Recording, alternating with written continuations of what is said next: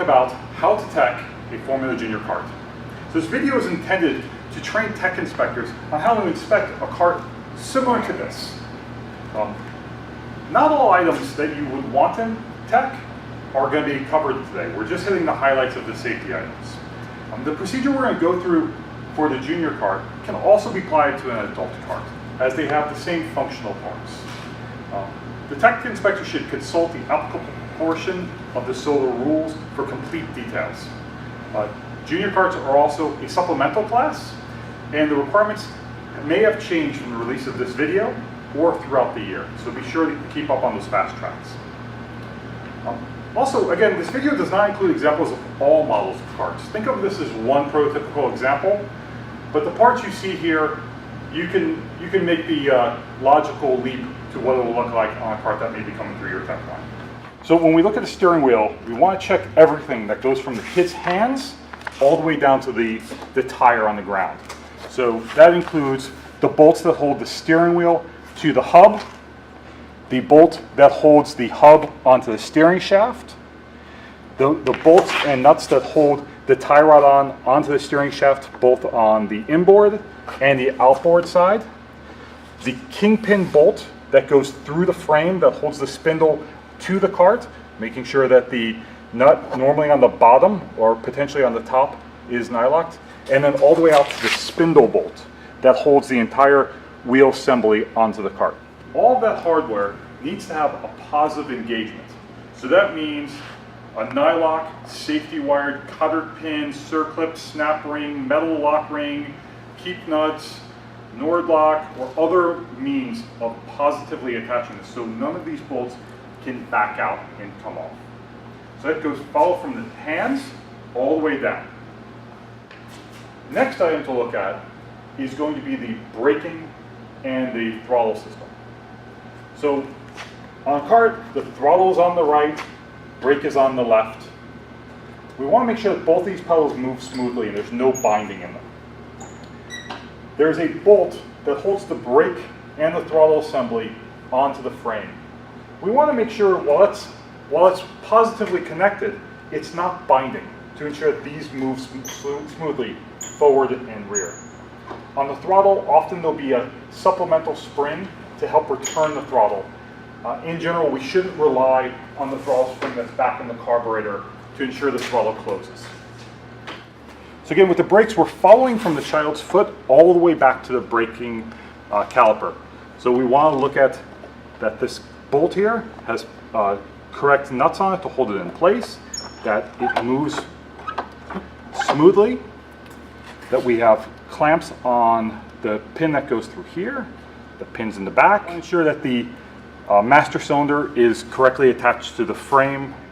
We also want to check that there is a redundant means, not just the rod, but a second means of connecting the brake pedal to the master cylinder, typically a cable. When you pull the brakes with one hand, either you or a partner can try and rotate the tire. You should not be able to rotate it with a fair amount of clamping force. On the back, ensure that, again, the caliper is adequately connected to the frame, and that bolts have appropriate fasteners. Nylocks are not recommended on the hub itself due to heat. One other note while you're up here is looking at the pedal extensions. This kart has some round pedal extensions to give extra grip. So for this style pedal extension, these screws are adequate to pinch the extension into place. If the kart you're inspecting has an extension that extends further back, consult the all across rules for correct mechanism to ensure they're firmly attached. Coming around to the back of the kart, we need to make sure there's a chain guard. Typically these are plastic or metal that will shield the chain both from any pressure on it, but primarily in case the chain comes loose to make sure it's not ejected. And the last thing to look at, generally all over the kart, is weights. Typically a child will need to add some weight to the kart in order to meet the minimum weights in the class. It's important that they're positively attached with a through bolt, typically either through the seat or a part of the frame. There's some special requirements on these. So these bolts need to be at least 5/16 of an inch in diameter or 8 millimeter. They need to be either SAE grade 5 or metric 8.8. We want to make sure that there's a washer on both sides to make sure it doesn't pull through. And again, a secure fastener, nylock, lock wire, etc. The last item, kind of coming back to the steering wheel here, and this is new for 2018, is the requirement to have a kill switch. A kill switch is a device that will actuate the ignition interrupt on the motor. So if the throttle gets stuck and the motor's running away, they'll be able to kill the ignition. This Kart has a push button type ignition that positively locks. Whatever method is used, either a toggle or a button, it needs to be in plain view of the child and within easy reach.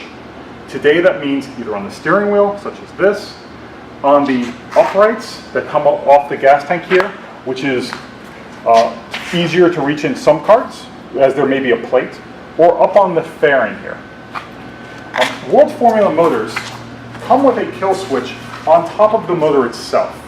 While this can remain here, it cannot be the only means of stopping the cart. We need to have a second means. The kill switch that's on the steering wheel, gas tank uprights, or the fairing, and an easy reach of the child is required. Overall, those are the main safety items we want to look at with a cart. It's also just wise to use common sense, look at the cart overall.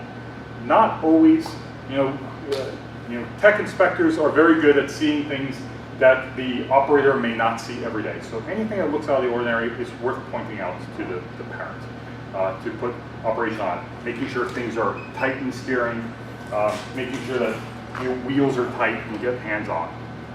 So in summary, autocross is all about having fun and being with family. The items we've talked about today are not optional. These are items that SCCA has worked with to ensure that you have a fun, safe time with your car. Again, rules can change because this is a supplemental class, so ensure you continue to read the fast tracks and keep up to date, as what we've talked about today may have changed by the time you've seen this video. And remember, all karts will not look like this kart, but they'll have the same pictures. So use common sense and take what we've talked about today and apply it to the karts you see. Thank you.